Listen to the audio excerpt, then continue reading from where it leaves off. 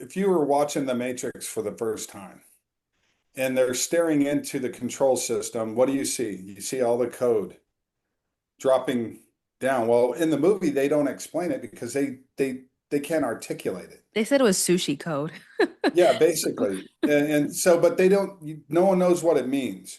So what happened in 2013 when I reverse engineered that Samsung Galaxy Note phone, um, that's what I was staring into. I was seeing like, I didn't know the term SDK piggybacking code.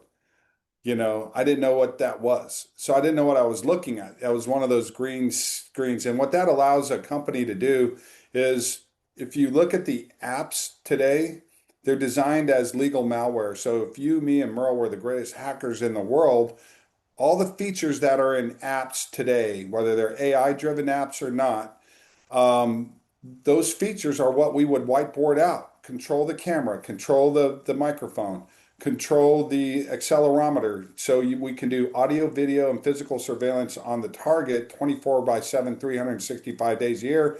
And then the next features would be data mining features. Let's collect their personal information, their business information, their medical information, their legal information, their location information. And then let's collect their sensitive user data, which is literally what hackers want. They want your text messages, your emails, your email attachments, and all these other things. So that right there starts to form what I call these are the early layers of what is that green code. And then each strand is a layer of surveillance and data mining architecture that forms the much larger layer of control. So how do you control the data mining and the architecture? Well, you do it through algorithms. Algorithms are silent. Nobody knows what they are. It sounds like they were just invented. If people look up the history of algorithms has been around since the dawn of time. They're not new.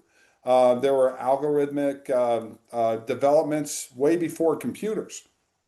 And so that's the control mechanism. It's silent and nobody sees it. They don't know it's there. So thus is the exact metaphor or a good analogy is they're in the goo, in the matrix, living day to day, not realizing that they're slaves to the system because they don't know they're slaves until they're woken up with enlightenment. And that's what happened to me.